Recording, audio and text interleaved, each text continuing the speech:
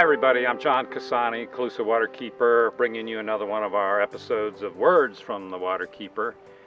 Today I have with me Mr. Cope Smoak.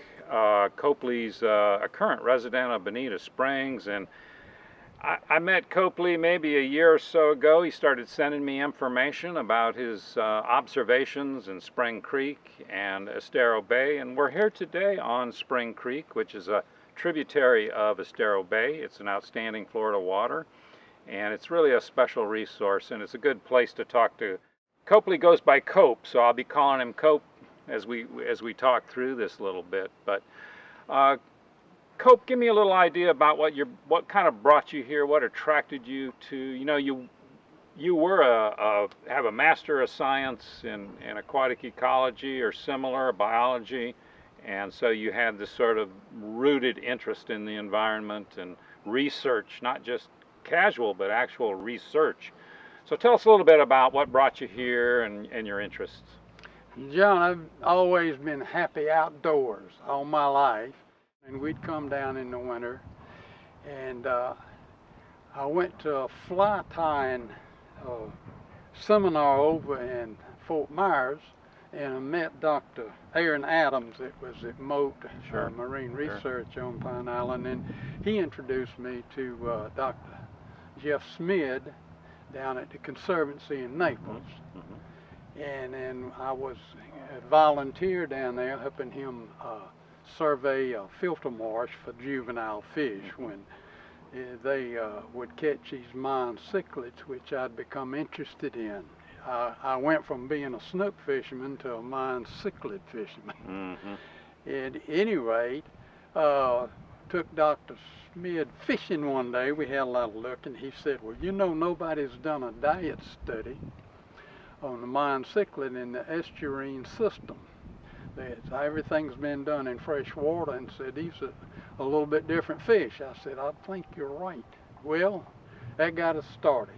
And then we collected samples, did stomach analysis and data, collected all the data, and in the process publishing a paper on the diet of the mayan cichlid. But we moved out here from the park in I think in 2017 or early 18. And I witnessed the massive fish kill here in the creek in 2018 in the late summer. That was the red tide fish kill in 2018. And that shocked me pretty bad. And I just, then I got interested in the bay because I had worked all the creeks in the research that we'd done on the Mayans.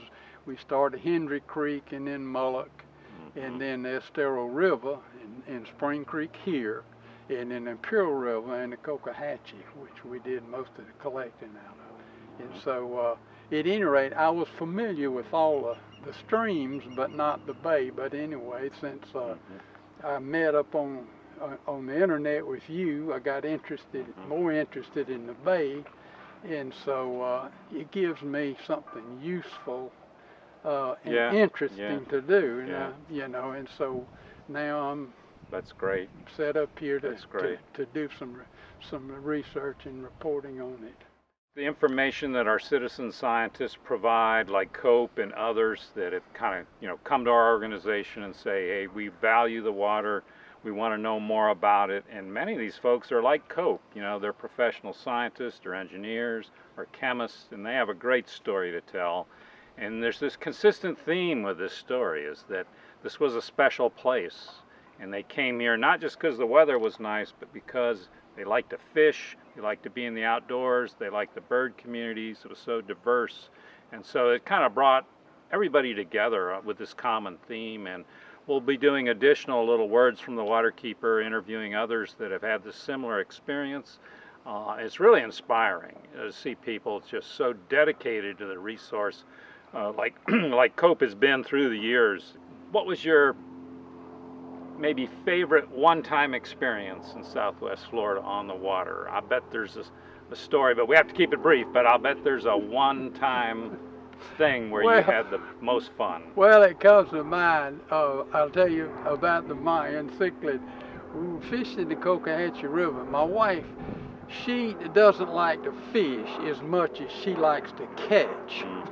So if you take her fishing, if you don't catch something pretty quick, she's ready to go home. Yeah, At any rate, I can identify with that. Yeah. she throws back in the bush and hooks up with this fish and drags it out, and it comes to the boat. And it's I never saw it before. I said, Mary, that's not a snapper. I said, that's fish. Well, I got home and identified it. It was a mayan cichlid, and this was around 2002, I believe. It was the first one we ever saw. But then we found they were everywhere, and then the fishing form replicated where I grew up in the Carolinas and Georgia, in the coastal plain, in the oxbows and the Blackwater rivers, fishing with my dad and my uncles. And fishing for Mayans reminded me of the same kind of thing, so I got hooked on it, and they were so good to eat. My wife decided they were the best fish in Florida. See, that's the kind of experience people have. They had a really enjoyable, memorable experience on the water. Next thing you know, they're out doing research, making citizen science observations. It's great to see that. Really appreciate it.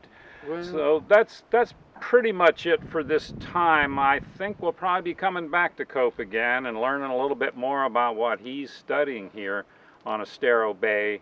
The other question, we're going long here, but the other question we always ask our volunteers is, what was the one thing you noticed as being a change from when you started looking and observing to now? Was there a single thing in the watershed or a single thing happening with the water that struck you as being a significant change in time? John, I think more than anything it's a learning experience with me. The more I learn, I can look back and say, well, this is better or worse. Sometimes I get a feeling that the water's getting better, and then we'll have a calamity like we had in 2018. But at any rate, it's a vigilant thing. It's something you just need to keep up with. We called our documentary Eternal Vigilance, and you personify the eternal vigilance theme. That's really good. Being there this long, you run into a lot of situations and you learn a lot. Well, thanks so much, folks, for tuning in. Cope, I am so inspired. He's just short of 90 years old, and he's a better man than I am, I'll tell you that. So we really appreciate him spending a little time with us this morning and sharing some of his background and amazing experience with our audience. And so that's pretty much it this time. We'll be back in touch John, in another week or so. I'd like to say one other thing. Sure. I feel very fortunate to have been able to fall in with the Waterkeepers and be able to be a part of that, because y'all sure are professionals, and I think y'all are doing well. Thank you very much. I gave him $20 to say that, but no, I'm kidding. But thanks very much. Appreciate that so much. All right, folks, that's pretty much it. We'll see you in a week or so. Thanks for tuning in.